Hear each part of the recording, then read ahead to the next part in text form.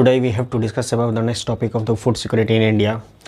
I know that you will feel very boring because this chapter will be very long. So we have to necessary to read every topics of these lessons. So we have to read necessary. So let's we check and let's we start next topic of the food security in India. Okay, देखते हैं. Hunger is another aspect indicating food insecurity. Hunger means भूख. Aspect माने पहलू. Indicating माने दर्शाता है.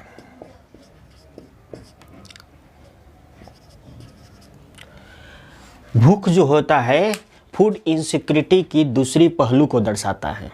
सीधी सी बात है. फूड भूख जो होता है इंसान का, भूख समझते हैं, हंगरी हो गया भूखा, हंगर माने भूख, यानी इंसान को जो भोजन नहीं मिलेगा तो भूख लगेता है अंदर ना, वही बात है.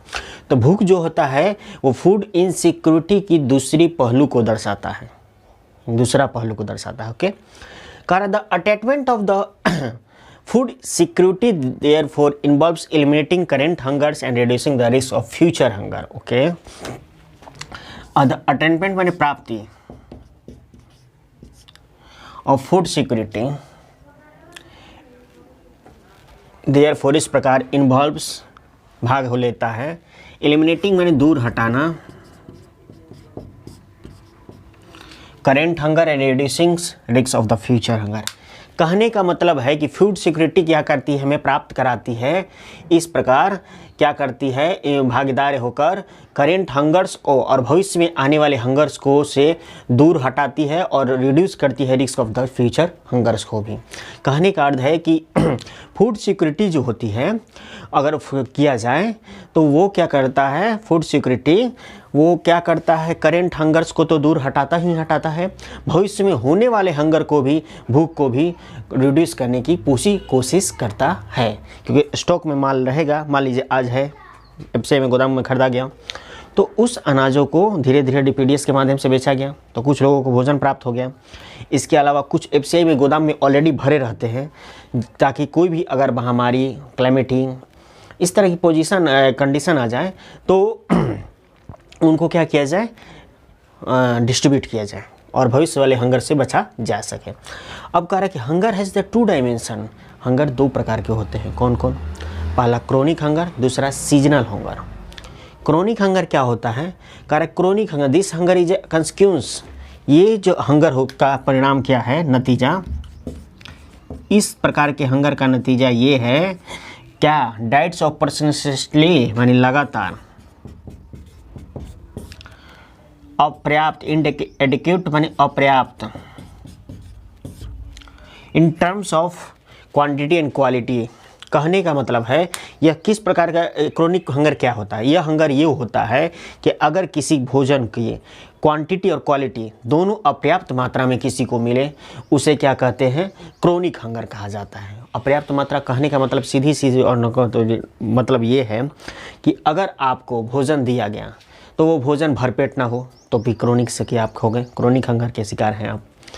अगर भोजन दिया भी गया भरपेट, अगर न्यूट्रिएंट्स युक्त भोजन ना हो, अच्छी डाइट ना हो तो भी आप क्रोनिक हंगर के ही शिकार हैं. ठीक, यानी क्रोनिक हंगर का मतलब यही हुआ कि अपर्याप्त मात्रा में लगातार किसी इंसान को क्वांटिटी और क्वालिटी दोनों में कमी आ जाए, यानी अपर्याप्त मात्रा में उसको प्रदान हो, क्वांटिटी या तो क्वालिटी दोनों में से कोई एक या दोनों प्राप्त हो जाए, कम भोजन में मिले और न्यूट्रिएंट्स युक्त भोजन ना हो जाए. क्लियर? कह रहा कि poor people suffers from the chronic hungers. गरीब जो लोग होते हैं वो हमेशा क्रोनिक हंगर्स के ज़्यादातर शिकार होते हैं. कैसे? क्योंकि उनके पास कैसे वो बता रहा है, because of their low income. उनके पास क्या होती है, इनकम बहुत कम होती है, और in turn off ability two by food even for survivals. और वो क्या करते हैं कि हमेशा भोजन को खरीदने के लिए, वो जीवित रहने के लिए भोजन जो खरीदा जाता है उसके लिए असक्षम रहते हैं. इन एबिलिटी माने असक्षम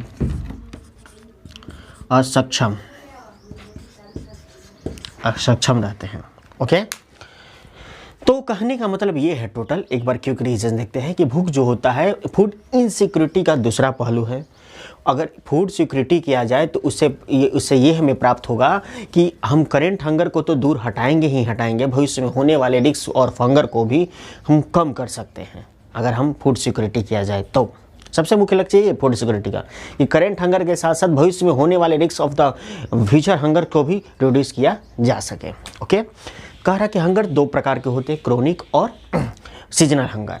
क्रोनिक हंगर क्या होता है कि लगातार किसी भोजन को लो क्वालिटी और लो क्वांटिटी में अगर अपर्याप्त मिले तो उसको हम लोग कहते हैं क्रोनिक हंगर कहा जाता है। इस तरह के हंगर्स को ज़्यादातर गरीब लोग ही शिकार होते हैं, क्योंकि उनके पास भोजन नहीं होता है कि पैसा नहीं होता, इनकम नहीं होता है कि लगातार वो भोजन खरीद सके।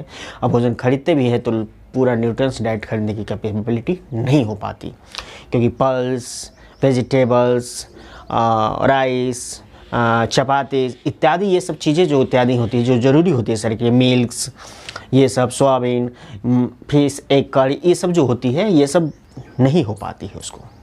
ठीक, दूसरा है सीजनल हंगर। लिखे तो नहीं है, नेक्स्ट टॉपिक में डील करेंगे, लेकिन थोड़ी सी इसके बारे में बता देते हैं।